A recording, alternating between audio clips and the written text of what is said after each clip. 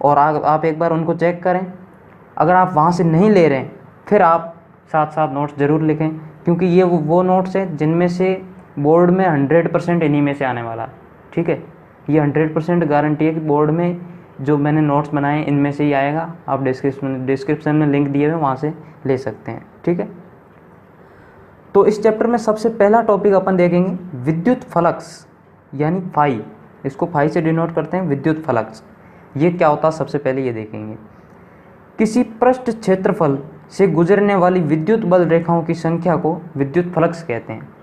ठीक है, किसी पृष्ठ क्षेत्रफल, जैसे ये कोई पृष्ठ क्षेत्रफल है, ये इतना कोई पृष्ठ क्षेत्रफल है, इसको मैं किसी विद्युत क्षेत्र में ले जाकर रख देता हूँ, तो इसमें से कितनी विद्युत बल रेखाएं पास होंगी इधर से इधर। ठीक है, उसको अपन क्या बोलेंगे, इस पृष्ठ क्षेत्रफल का विद्युत फ्लक्स। ठीक है, आई बात समझ में। जैसे एक एग्जांपल देखते हैं, ये एक प्लस क्यू आवेश है, तो अपने को पता है प्लस क्यू आवेश से हमेशा विद्युत बल रेखाएं बाहर की तरफ निकलती है, तो ये बाहर की तरफ निकल रही है।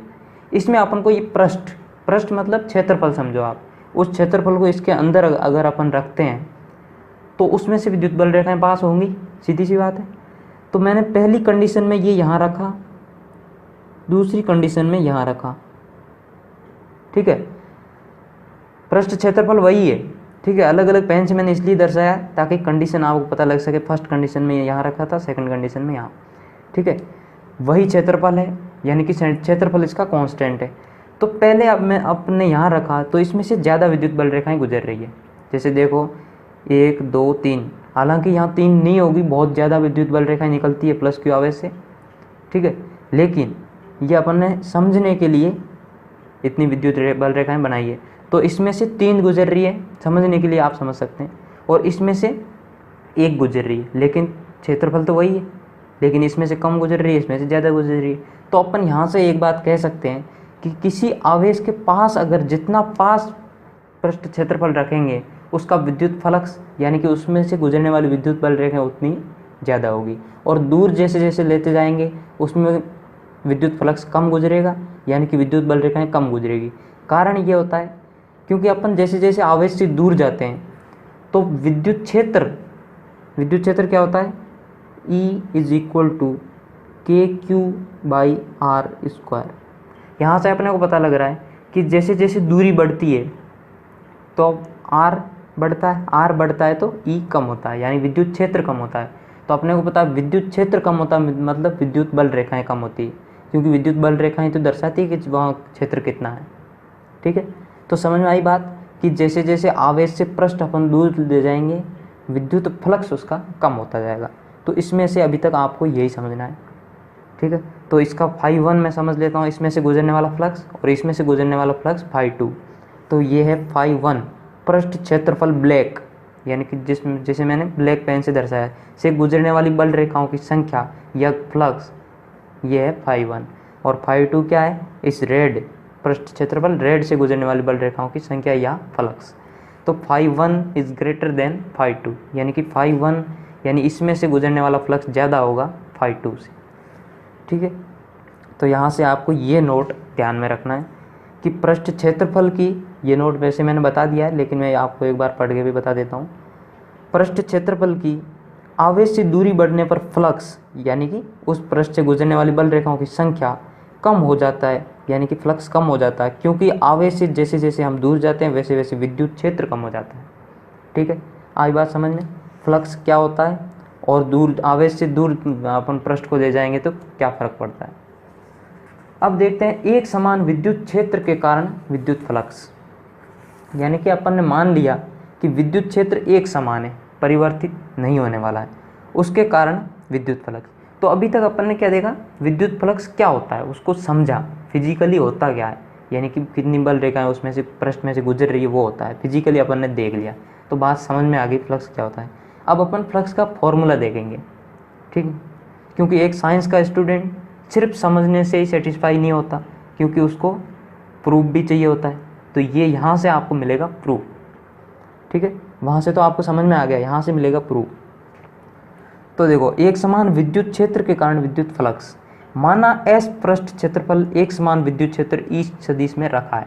ये माना मैंने ई सदिश कोई एक समान विद्युत क्षेत्र है जिसकी ना तो दिशा परिवर्तित होगी ना परिमाण, इसीलिए अपन इसको क्या कह सकते हैं, एक समान। ठीक है, तो मैंने मान लिया इस डायरेक्शन में ई सदिश बह रहा है और इसमें अपन कोई एस पृष्ठ क्षेत्रफल वाला एक पृष्ठ ला के रख देते हैं इस ई सदिश के साथ, थीटा कोण के साथ, थीटा कोण पे। ठीक है, अब ये थीटा कोण किसके बीच में है, पृष्ठ के बीच में नहीं है, हमेशा ध्यान रखना। ये स्टूडेंट यहाँ कंफ्यूज होते हैं। ये थीटा कोण ई सदिश व एस सदिश के बीच में है। ये एस सदिश क्या है, इस पृष्ठ का नॉर्मल सदिश है। आई बात समझ में? नॉर्मल सदिश मतलब ये मान लो कोई पृष्ठ है, इसका नॉर्मल होगा ये, यानी कि ऐसे, इसका चलो नहीं दिख रहा, ऐसे इस छोटे से समझाता हूँ, ऐसे, यानी कि इसके परपेंडिकुलर। तो इसका ये ऐसे है एस, इसका परपेंडिकुलर जो सदिश होगा ऊपर की तरफ या नीचे की तरफ, यानी कि इसके परपेंडिकुलर लंबवत, उसको अपन क्या बोलेंगे, एस सदिश, यानी कि पृष्ठ क्षेत्रफल का सदिश या एस वेक्टर। ठीक है, तो ये एस वेक्टर इस पृष्ठ क्षेत्रफल के लंबवत जो सदिश होगा उसके और ई सदिश के बीच का कोण थीटा, इस थीटा एंगल पे अपन ला के रख दिया। तो इससे गुजरने वाला जो फ्लक्स होगा वो होगा ई सदिश डॉट एस सदिश। ये डॉट प्रोडक्ट है, ये आपने वेक्टर में पढ़ा होगा, वेक्टर यानी सदिश।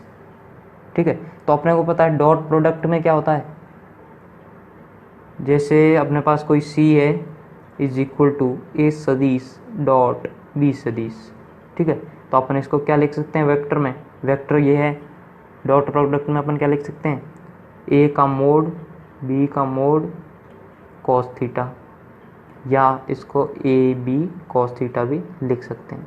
तो ऐसे ही अपन ने ई सदिश डॉट एस सदिश होता है, तो इसको फाई क्या लिख दिया, ई एस कॉस थीटा। ठीक है, अब यहाँ आपको ध्यान रखना, जहाँ ई क्या है, विद्युत क्षेत्र है, एस क्षेत्रफल सदिश है, हमेशा ध्यान रखना क्षेत्रफल सदिश है, यानी कि इस पृष्ठ के लंबवत वाला सदिश, और थीटा ई सदिश व एस सदिश के मध्य कोण है। अब बाकी तो सब कुछ पता लग जाएगा, लेकिन यहाँ आप कंफ्यूज हो सकते हैं। ठीक है, तो ये जरूर से ध्यान रखें, ई सदिश व एस सदिश के मध्य कोण है, ना कि ई सदिश और पृष्ठ के मध्य कोण है। ठीक है, आई बात समझ में इतनी? तो ये होता है एक समान विद्युत क्षेत्र के कारण फ्लक्स। आपको ये फॉर्मूला भी याद रखना है और ये भी याद रखना है, ई एस कॉस थीटा। ठीक है, अब अपन देख लेते हैं कुछ कंडीशन, यानी कि इस पृष्ठ को अपन अलग अलग कंडीशन में रखें तो पृष्ठ मतलब ये विद्युत फ्लक्स कितना आएगा। फर्स्ट कंडीशन है केस 1, यदि कोई पृष्ठ क्षेत्रफल के लंबवत रखा हो विद्युत फ्लक्स तब कितना होगा, यानी कि विद्युत क्षेत्र के अंदर पृष्ठ लंबवत रखा हो। ठीक है, जैसे ये विद्युत क्षेत्र मैंने मान लिया इस तरफ बह रहा है, एक समान है, और इसमें मैंने पृष्ठ लंबवत रख दिया। ठीक है, पृष्ठ लंबवत मतलब समझ रहे हैं, पृष्ठ एकदम ऐसे लंबवत, जैसे ये ई सदिश इधर है तो पृष्ठ मैंने ऐसे रख दिया, ऐसे इसके अंदर से, यहाँ समझाता हूँ, ऐसे रख दिया, और ई सदिश ऐसे बह रहा इस डायरेक्शन में, तो यहाँ से इसके अंदर से विद्युत बल रेखाएं गुजर रही होंगी। ठीक है, तो सबसे पहले अपन देखेंगे इसका फॉर्मूले से वैल्यू कितनी आएगी, फिर इसको समझेंगे। तो फॉर्मूले से देखते हैं, यहाँ theta is equal to 0 degree. कारण क्या है, क्योंकि अपन थीटा किसके बीच में लेते हैं, पृष्ठ के जो लंबवत सदिश और ई सदिश के मध्य। तो पृष्ठ ऐसे रखा है, पृष्ठ ऐसे रखा है, तो इसका लंबवत सदिश ऐसे होगा। ठीक है, और इस डायरेक्शन में ई सदिश है, तो दोनों की डायरेक्शन सेम है, मतलब बीच का एंगल कितना होगा, 0 डिग्री। तो थीटा इज इक्वल टू 0। अब फाई अपन जानते हैं ई एस कॉस थीटा, ये कब लगा सकते हैं अपन, जब विद्युत क्षेत्र समान हो। तो यहाँ अपन देख रहे हैं विद्युत क्षेत्र समान है, तो अपन ई एस कॉस थीटा लगा सकते हैं, is equal to E S cos theta की वैल्यू 0 डिग्री। तो फाई जो होगा वो होगा अधिकतम ई एस, यानी कि फाई की वैल्यू होगी वो ई एस होगी, क्योंकि कॉस 0 का मान 1 होता है, तो ई एस। अब इसको मैंने आप साथ में लिखा अधिकतम, यानी कि इस कंडीशन में इस पृष्ठ से गुजरने वाला फ्लक्स अधिकतम होगा। अब क्यों होगा मैं बता रहा हूँ अभी। ठीक है, चलो देखते हैं। अब ये तो फॉर्मूले से वैल्यू आ गई, अब इसको समझते हैं ये अधिकतम क्यों होता है इस कंडीशन में। ठीक है, तो देखना, ये पृष्ठ है, अपने पास कोई पृष्ठ है, ये ऐसे विद्युत बल रेखाएं गुजर रही है। ठीक है, चलो यहाँ से इसी से समझाता हूँ। ये ऐसा कोई पृष्ठ है, इसमें से विद्युत बल रेखाएं गुजर रही है। अगर ये लंबवत है इसके, तो इसमें सबसे ज़्यादा विद्युत बल रेखाएं गुजर रही होंगी। अगर मैं जैसे जैसे इसको टेढ़ा करता जाऊँगा, ऐसे मान लो मैंने थोड़ी देर बाद कुछ ऐसा रख दिया, ऐसा,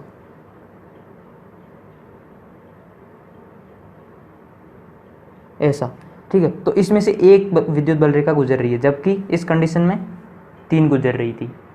यानी कि समझ रहे हैं इसकी कहानी कि जब इसके लंबवत रहेगा तो सारी की सारी विद्युत बल रेखाएं इसमें से गुजर रही होंगी, लेकिन जैसे जैसे करते रहेंगे ऐसे किसी के कोण थीटा पे टिल्ट करते रहेंगे, वैसे वैसे विद्युत बल रेखाएं ऊपर से या नीचे से गुजरती रहेगी, तो वैसे वैसे विद्युत फ्लक्स कम होता रहेगा, क्योंकि विद्युत फ्लक्स क्या होता है, उसमें से कितनी बल रेखाएं गुजर रही है। तो आई बात समझ में, यहाँ मैंने अधिकतम क्यों लिखा था, क्योंकि इस कंडीशन में सबसे ज़्यादा विद्युत बल रेखाएं गुजर रही होंगी। अब देखते हैं नेक्स्ट केस, यदि कोई पृष्ठ विद्युत क्षेत्र के समांतर रखा हो, ठीक है। अब मैंने क्या किया, इस पृष्ठ को विद्युत क्षेत्र के समांतर रख दिया, यानी कि विद्युत बल रेखाएं ऐसे गुजर रही थी, ऐसे, और इसके समांतर मैंने कोई पृष्ठ रख दिया, तो इसमें से कोई विद्युत बल रेखाएं नहीं गुजरेगी, क्योंकि सारी ऊपर से निकल जाएंगी या नीचे से निकल जाएंगी, इसके अंदर से कोई नहीं गुजरेगी, क्योंकि ये पृष्ठ बहुत पतला सा पृष्ठ है, उसमें से कोई विद्युत बल रेखा नहीं गुजरेगी। तो इस कंडीशन में सबसे कम जो होगा वो होगा, क्योंकि कोई एक भी विद्युत बल रेखा नहीं गुजर रही, तो ये 0 होगा, ठीक है। ये आगे आपको फिजिकली समझ में। अब इसको फॉर्मूले से भी देख लेते हैं। तो फॉर्मूले से अपन ऐसे देखेंगे कि ये ई सदिश है इस डायरेक्शन में, विद्युत क्षेत्र एक समान। अब इसमें अपने को क्या कहा है, पृष्ठ को कहाँ रखना है, समांतर रखना है। पृष्ठ को समांतर रखना है तो ऐसे रखेंगे पृष्ठ को, तो ये मैंने ऐसे समांतर रख दिया, ई सदिश के समांतर है पृष्ठ। तो अपन अब देखेंगे थीटा, क्योंकि फाई की वैल्यू क्या होती है, ई एस कॉस थीटा।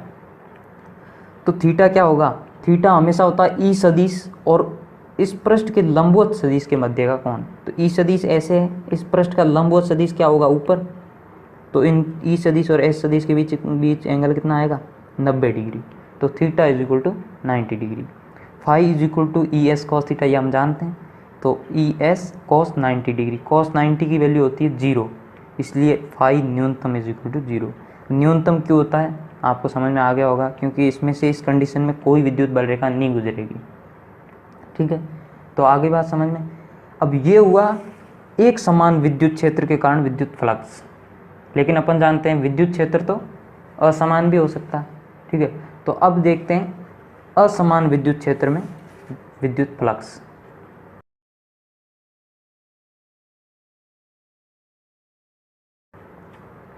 ठीक है, तो इसमें अपन क्या करेंगे कि अपने पास ये विद्युत क्षेत्र जो दे रखा है ये एक समान नहीं है, जैसे यहाँ ज़्यादा है, यहाँ फिर थोड़ा कम है, यहाँ कम है बिल्कुल, यहाँ बिल्कुल ही नहीं है, ठीक है। समझ में आ रही बात कि विद्युत क्षेत्र एक समान नहीं है, जबकि इसमें क्या था, इसमें एक समान विद्युत क्षेत्र था, ठीक है, इसमें एक समान नहीं है। तो इस कंडीशन में अपने को क्या देखना है, किसी पृष्ठ से कितना गुजरेगा फ्लक्स, ठीक है।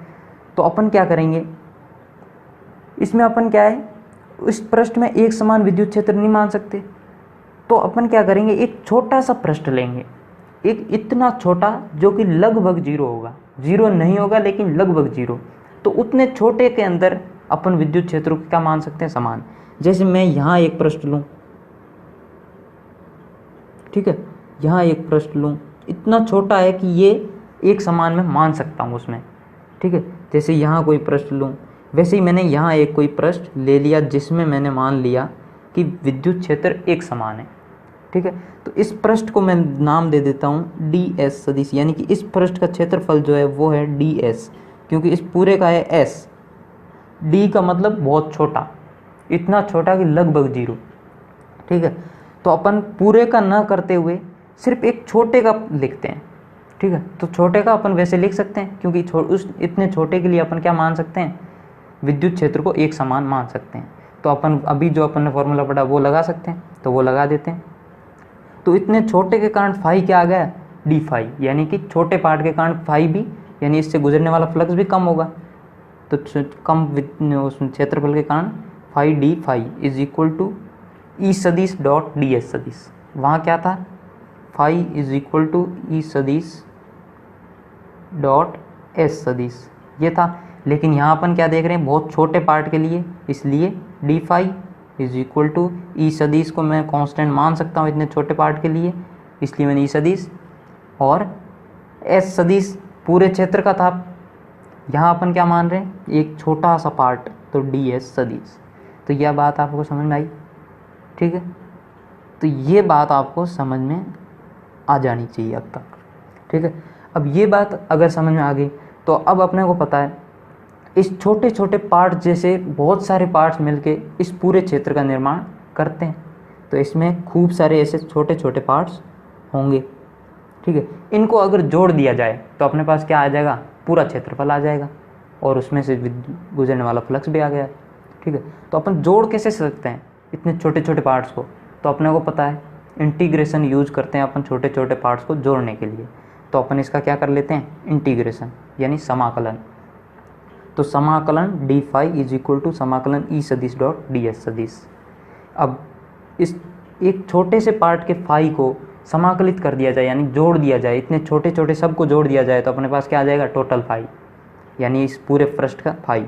तो phi is equal to integration E सदिश डॉट डी एस सदिश। यहाँ एक आपको इसके फुट में क्या लिखना है, एस। इसका मतलब ये कि ये पृष्ठीय समाकलन है, ठीक है। ये दिखाता है इसका पृष्ठीय समाकलन, ठीक है, यानी कि सरफेस इंटीग्रेशन। तो यहाँ आपको एस दर्शाना है। तो phi is equal to finally क्या आ जाएगा, integration S E D S cos theta, क्योंकि ये सदिश है, डॉट प्रोडक्ट है, डॉट प्रोडक्ट में अपन क्या कर सकते हैं, कोस थीटा लिख सकते हैं। तो ये फॉर्मूला आ गया असमान विद्युत क्षेत्र में किसी पृष्ठ से गुजरने वाले फ्लक्स का, ठीक है। अब अपन देख लेते हैं इसका मात्रक। तो मात्रक अपन कैसे देखेंगे, मात्रक यहाँ से देखेंगे, यहाँ से, या मात्रक अपन पीछे वाले से भी देख सकते हैं, क्योंकि वहाँ आपको जल्दी से समझ में आएगा और आसानी से। ये फाई था, फाई इज इक्वल टू ई और एस, ठीक है। जहाँ ई क्या है, विद्युत क्षेत्र, जो कि क्या होता है, एफ बट्टा क्यू। ये अपने को पता है, कूलाम बल बटा आवेश। तो बल का होता है न्यूटन, चलो पहले उसमें रख देता हूँ, ई की जगह एफ बट्टा क्यू। आई बात इतनी समझ में। और ये है एस, ठीक है, एस मतलब क्षेत्रफल। तो अब इनकी यूनिट लिखते हैं, एफ मतलब बल की क्या होती है, न्यूटन, बट्टा आवेश की कूलाम, इनटू क्षेत्रफल की क्या होती है, मीटर स्क्वायर, ठीक है। तो फाइनली अपन इसकी यूनिट क्या लिख सकते हैं, न्यूटन इंटू मीटर स्क्वायर बटा कूलाम, ठीक है। आई बात समझ में। तो ये होती है इसकी यूनिट। अब अपन देखेंगे इसके एग्जाम्पल, ठीक है। 2 एग्जाम्पल देखेंगे जिसमें आपको हर बात क्लियर हो जाएगी, ठीक है। एग्जाम्पल 1 है 10 मीटर स्क्वायर क्षेत्रफल का एक आयताकार पृष्ठ, क्षेत्रफल दे रखा है 10 मीटर स्क्वायर का आयताकार पृष्ठ 5 न्यूटन पर कूलाम परिमाण के एक समान विद्युत क्षेत्र में इस प्रकार रखा जाता है, यानी कि क्षेत्रफल दे दिया और विद्युत क्षेत्र दे दिया जो कि है एक समान, ठीक है। इस प्रकार रखा जाता है कि समतल ई सदिश के साथ 60 डिग्री का कोण बनाता है, समतल ई सदिश के साथ 60 डिग्री का कोण बनाता है। तो पृष्ठ से गुजरने वाला फ्लक्स ज्ञात करो। अब देखो इसमें नॉर्मली स्टूडेंट क्या करते हैं, ठीक है, गलती कहाँ करते हैं। सबसे पहले मैं गलत मेथड बताऊंगा कि आप यहाँ गलती कर सकते हैं, ज़रूरी नहीं है करेंगे पर कर सकते हैं, ठीक है। तो स्टूडेंट नॉर्मली क्या करते हैं, phi is equal to E S cos theta, ये फॉर्मूला अपन जानते हैं क्योंकि विद्युत क्षेत्र एक समान दे रखा है, तो ये फॉर्मूला अपन जानते हैं फाई का, और फाई अपने को पूछा है, ठीक है। तो स्टूडेंट क्या करते हैं, फाई में ई का मान रखा 5 न्यूटन पर कूलाम, और एरिया का मान ये रखा 10, और कॉस जो थीटा दे रखा है 60 डिग्री रख दिया, 5 × 10, कॉस 60 का मान 1/2। तो फाइनली उनका आंसर आ जाता है phi is equal to 25 newton metre square बटा कूलाम, जो कि गलत है। अब गलत क्यों है, गलत अब देखते हैं सही मेथड। सही मेथड ये है, अपन ने गलती इसमें कहाँ की है, गलती यहाँ की है। मैंने बार बार आपको जोर दे दे के कहा है कि थीटा क्या होता है, थीटा हमेशा होता है एस सदिश और ई सदिश के मध्य कोण, लेकिन ये अपने को क्या दे रखा है, समतल और ई सदिश के मध्य कोण दे रखा है। चलिए एग्जाम मतलब डायग्राम से समझाता हूँ। ये मान लो अपने पास कोई पृष्ठ है, ठीक है, इस पृष्ठ का ई सदिश के साथ अपने को एंगल दे रखा है, ठीक है, 60 डिग्री। लेकिन अपने को पता है एस सदिश किस डायरेक्शन में होता है, इस पृष्ठ से 90 डिग्री पे, यानी कि इसके लंबवत, तो ये होगा इस डायरेक्शन में।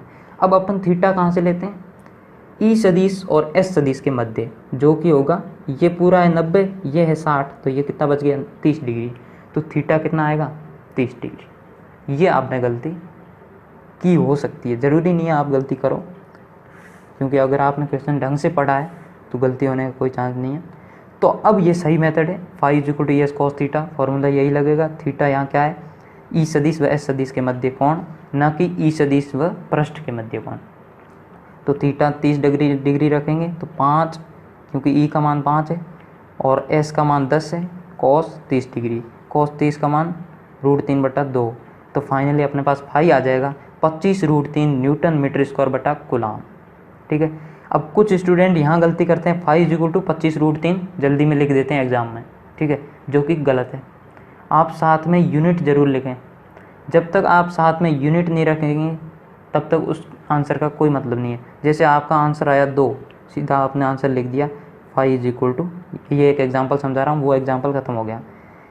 आपको मैं यूनिट का महत्व बता रहा हूँ, ठीक है, इसलिए आप यूनिट ज़रूर लिखें एग्ज़ाम में, क्योंकि एग्जामिनर नंबर काट सकता है। जैसे आपका फाई आया 2, ठीक है, 2 मतलब 2 न्यूटन इंटू मीटर स्क्वायर बटा कूलाम, ठीक है। इसका मतलब तो है कि आपका फाई आया 2, क्योंकि पीछे आपकी यूनिट लिखी है।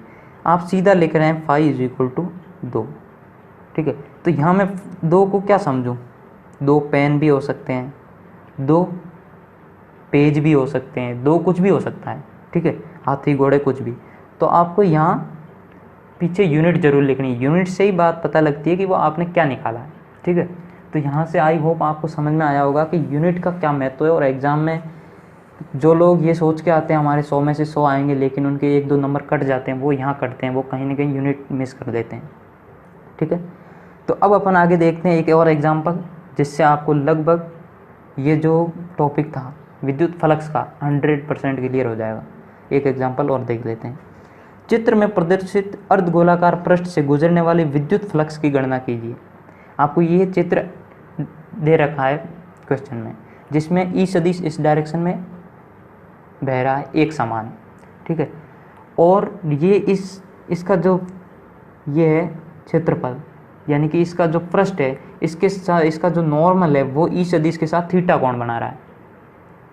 आई बात समझ में? नॉर्मल मतलब एस सदिश, ई सदिश के साथ, ये इधर ई सदिश है, ई सदिश के साथ थीटा कोण बना रहा है। तो सीधी सी बात है, अपन थीटा क्या लेते थे, एस सदिश और ई सदिश के मध्य, तो यहाँ थीटा थीटा ही रहेगा। तो अपने फाई क्या कैसे निकालेंगे, फाई अपन जानते हैं, क्योंकि विद्युत क्षेत्र एक समान है, तो phi is equal to E S cos theta. तो यहाँ एस क्या है, पाई आर स्क्वायर, क्योंकि ये एक सर्कल बन गया, सर्कुलर, ठीक है। तो सर्कुलर का क्या होता है क्षेत्रफल, ई पाई आर स्क्वायर और कॉस थीटा। तो फाइनली ये आ गया आपका phi, pi R square into E cos theta newton metre square बटा कूलाम, ठीक है। तो आई होप आपको आज की क्लास समझ में आई होगी, ठीक है।